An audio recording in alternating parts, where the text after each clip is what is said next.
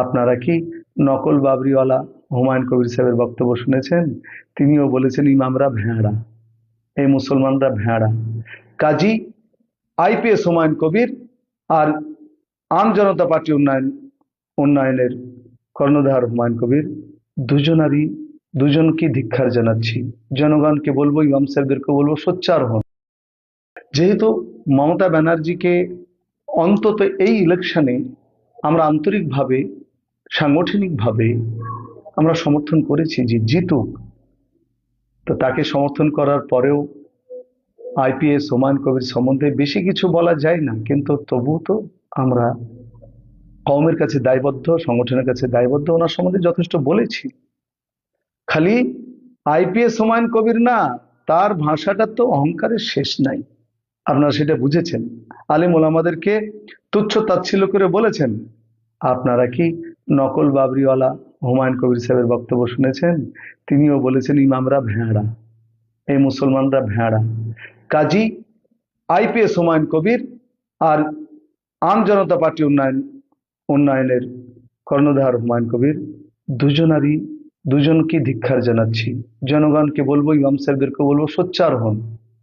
আর IPS Humayun Kabir সাহেবকে সম্বন্ধে আমাকে আর প্রশ্ন করেন না, বরঞ্চ যারা ইমামদের লিডার হয়ে সংগঠনকে ভাঙিয়ে খাচ্ছেন আর সেই ইমামদেরকে গাল পাড়ছেন আর ইমাম মনে করছেন যে আমি আকাশে থাকবো, তাদেরকে জিজ্ঞাসা করুন তারা কি উত্তর দিচ্ছে। নাজমুল্লাহ কলেজ আপনাদের সঙ্গে জন্য অপেনেবল, বলবো কথা, কিন্তু দমকলের মানুষ ঠিক করে নিয়েছে যে আর যাই হোক, আমাদের জানাজা যারা পড়াবে তারাকে অপমান করলে দমকলের মানুষ ক্ষমা করবে না। মইনুল হাসানকে ক্ষমা করেনি, আপনারা ভালো জানেন। দমকল সফর করিনি, করব, তবে যতদূর জানতে পারছি, কারণ আমি তো ম্যানেজ করার চেষ্টা করেছিলাম যে হুমায়ুন কবিরের বিরুদ্ধে যার মিছিলটা না হোক, চেষ্টা করেছি, আমার সংগঠনকে বোঝার চেষ্টা করেছি, কিন্তু সংগঠনের লোকগুলি তো স্বাধীন, সবটাই যে আমাদের মেনে নেবে তা তো নয়। ভিডিওটা দেখলেন, কিছু আলেম, কিছু মৌলানা, কিছু মুফতি এরা প্রকাশ্যে এরা ভিডিও তৈরি করছে এবং এরা ভিডিও তৈরি করে এরা প্রকাশ্যে এরা ভোট চাইছে এবং বলতে চাইছে যে আমরা শান্তির বার্তা দিতে চাইছি এবং বিভ্রান্তি যেন না হয়, কোনো জায়গায় যেন কোনো অশান্তি যেন না হয়, এই জন্য তারা শান্তির বার্তা জাতি ধর্ম বর্ণ নির্বিশেষে প্রত্যেকে যেন শান্তিতে বসবাস করতে পারে, সেই শান্তির বার্তা যারা ইমাম ভাতার মধ্যে যারা যুক্ত, ইমাম অ্যাসোসিয়েশন না কি নাম, সেই সংগঠনের কিছু আলেম ওলামা তারা এই শান্তির বার্তা দিচ্ছে। তো খুবই ভালো কথা, শান্তির বার্তা দিচ্ছে, এটা খুবই অত্যন্ত ভালো কথা। কিন্তু দেখতে পাচ্ছি শান্তির বার্তা দিতে গিয়ে পিছনে একটা ব্যানার ঝুলছে, টিএমসির জোড়া ফুলের ব্যানার।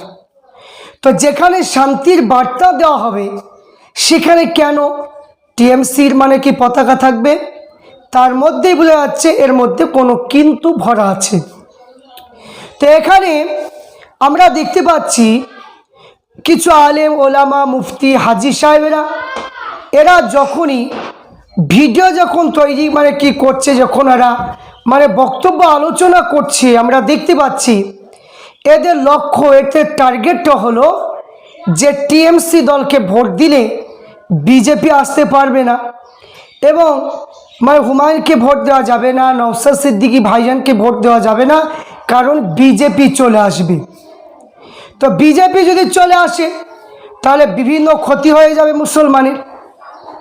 তো আমি বলতে চাই যে এখানে আমার বলা উদ্দেশ্য হলো, যারা এই সমস্ত কথা যে সমস্ত আলেম ওলামা বলছে এরাই হলো আমাদের হুমায়ুন কবিরের বিরুদ্ধে কথা বলছে, পীরজাদা নওশাদ সিদ্দিকী ভাইজানের বিরুদ্ধে কথা বলছে।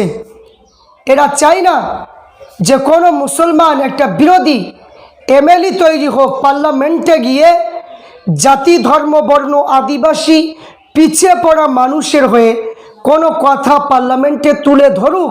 এরা এটা কখনোই চায় না। এরা মানে চায় যে তাদেরকে কিছু টাকা, 3000 টাকায় এরা বিক্রি হয়ে গিয়েছে, এই জন্য এরা কখনো এই বিরোধী নেতা হতে এরা দিতে চায় না। এরা বিরোধী নেতারা যদি কোনো একটা কিছু যদি হয়ে যায় সেটা বলার জন্য তড়িঘড়ি আলেম ওলামা সব লেগে পড়ছে।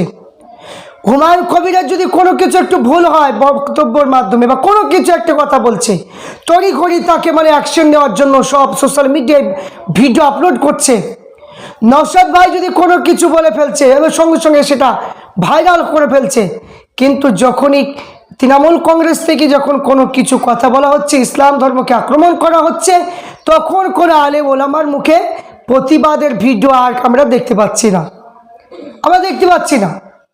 তো এখানে আমি বলতে চাই যে আমি আপনাদের কাছে একটা কথা আমি মনে করে দিতে চাই যে ইসলাম ধর্মে যত মানুষ রয়েছে, মেয়ে ছেলে বেটা ছেলে, এখন প্রত্যেকে খবর শুনছে, প্রত্যেকে জানছে, বুঝছে, প্রত্যেকেই জানছে যে কোনটা করলে সুবিধা হবে, কোনটা করলে অসুবিধা হবে, এরা প্রত্যেকেই জানতে চাইছে।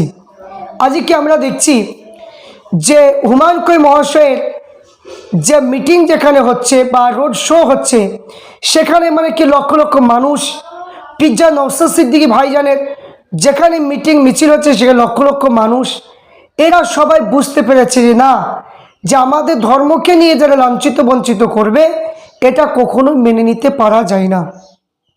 তাই সাধারণ মানুষ প্রত্যেকের ডিসিশন নিয়েছে যে লক্ষ্মী ভাণ্ডার, যুবশ্রী, রূপশ্রী, এতে কখনো পেট ভরবে না, এ দিয়ে কখনো মুসলমানকে কিনা যায় না। কারণ আমরা দেখেছি এমপি ভোট যখন হয়েছিল প্রত্যেক মানুষের মুখ ছিল একটা লক্ষ্মী ভাণ্ডারের দিকে। কেন? যে লক্ষ্মী ভাণ্ডার দিচ্ছে দিদির দিকে লক্ষ্য ছিল। কিন্তু এখন বর্তমান সময়ে দিদি মুসলমানদেরকে নিয়ে আক্রমণ করেছে। তিনি হিন্দু সমাজকে ভোট পাওয়ার জন্য তাদেরকে এত পরিমাণ কি দিয়েছে, দুর্গাপূজায় 1,10,000 মন্দির তৈরি করে দিয়েছে। আর তারাই বলছে যতই আমাদের মন্দির করে যাই করুক ওরা সব বিজেপিকেই ভোট করবে। কিন্তু দিদি সেটা না বুঝতে পেরে দিদি মুসলমানদেরকে নিয়ে অনেক কিছু ষড়যন্ত্র করতে লাগলেন। এই কারণে যেন মুসলমানকে চটিয়ে দিলেন। এই জন্য মুসলমান এখন বলছে না, আমাদের মুসলমান বিরোধী নতুন মুখ আমাদের দেখা দরকার। এই জন্য যে মুখ্যমন্ত্রী, তিনার কাছ থেকে এখন সবাই সরে যাচ্ছে, কারণ তিনি ভুল করেছে। এই কারণের জন্য মুসলমানকে তোষণ করে কি যে অন্য সম্প্রদায়কে ভালোবাসা আর মুসলমানকে শুধু ভোটের টাইমে ব্যবহার করা, এই জন্য মানুষ বুঝতে পেরেছে ধর্ম নিয়ে কথা বললে কোনো মানুষই কখনো মেনে নিতে পারে না। প্রত্যেক ধর্মের ধর্ম হচ্ছে প্রত্যেকের কাছে হৃদয়ের কাছে গাথা। ধর্ম নিয়ে রাজনীতি করলে সেই রাজনীতি পতন ঘটবে, সে যে কোনো দলের নেতা হোক না কেন। তা আমি বলবো আপনারা প্রত্যেকে চিনে রাখুন, যে সমস্ত আলেম ওলামা এরা বলছে যে না টিএমসিকে ভোট দাও, আপনারা চিনে রাখুন এরাই হুমায়ুন কবিরের বিরোধী। এই জন্য হুমায়ুন কবির মহাশয় বলেছিল যে কিছু দাড়িওয়ালা টুপিওয়ালা মানুষকে ধরে পুতবো বাবরি মসজিদের কাছে। কথাটা 100% ঠিক বলেছে। কিন্তু আমাদের তো রাগ হয়নি, কিছু কিছু মানুষের রাগ হয়েছে। তারা কি টিএমসি করে, তাদের রাগ হয়েছে। ও যখন অন্য দলে যখন ও মুসলমানকে আক্রমণ করে তখন প্রতিবাদ করবে না, আর হুমায়ুন কবির মহাশয় কিছু বলে তখন প্রতিবাদ। এই জন্য তিনি এই কথাটা বলেছিলেন। তো আমি প্রত্যেককে বলবো আপনারা প্রত্যেক 74 নম্বর নওয়াদা বিধানসভার প্রত্যেক মানুষকে আমি হাত জোর করে বলবো, আপনারা কখনোই মুসলমান যারা রয়েছেন, মেয়ে ছেলে বেটা ছেলে, এদিক ওদিক করবেন না। যাকেই ভোট দেন, যে কোনো দলকে ভোট দেন না কেন, একতরফা ভোটটা দেওয়ার চেষ্টা করবেন। যদি এদিক ওদিক ভাগাভাগি যদি করতে চান তাহলে কিন্তু বিজেপি চলে আসবে, কেউ আটকাতে পারবে না। তাই আপনারা প্রত্যেকেই সবাই একতা হয়ে যে কোনো দলকে যাকেই সাপোর্ট করুন না কেন, একটাই দলকে ভোটটা দিবেন, তাহলে অবশ্যই বিজেপি আসতে পারবে।